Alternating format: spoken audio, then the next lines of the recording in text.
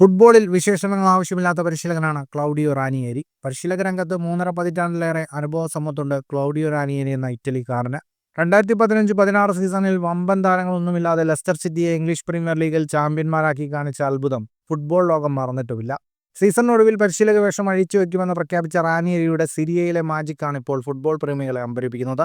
Italian സിരിയയിൽ AS റോമ team അവസാനം കളിച്ച 19 കളിയിൽ അപരാജിതരാണ്. റാനിയേരിയാണ് ടീമിന്റെ പരിശീലകൻ.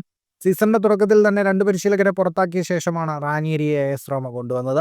ആ നീക്കം പാളിയില്ലെന്ന് ടീമിന്റെ പ്രകടനം വ്യക്തമാക്കുന്നു.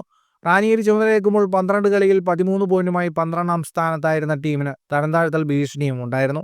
ഇന്ന് 63 പോയിന്റുമായി ലീഗിൽ 5ാം സ്ഥാനത്താണ്. 3 കളി ബാക്കി നിൽക്കെ ചാമ്പ്യൻസ് ലീഗ് ബർത്ത് ക്ലബ് ആരാധകർ സ്വപ്നം കാണുന്ന രീതിയിലേക്കാണ് റാനിയേരി ടീമിനെ മുന്നോട്ട് കൈപിടിച്ചുയർത്തിയത്. ക്ലബിൽ 3ാം ഊഴത്തിനെത്തിയ റാനിയേരിക്ക് മികച്ച തുടക്കമല്ല ലഭിച്ചത്. ആദ്യ 4 കളിയിൽ 3-ലും തോറ്റു. എന്നാൽ അവിടെ നിന്ന് പരിശീലകൻ മാജിക് തുടങ്ങി.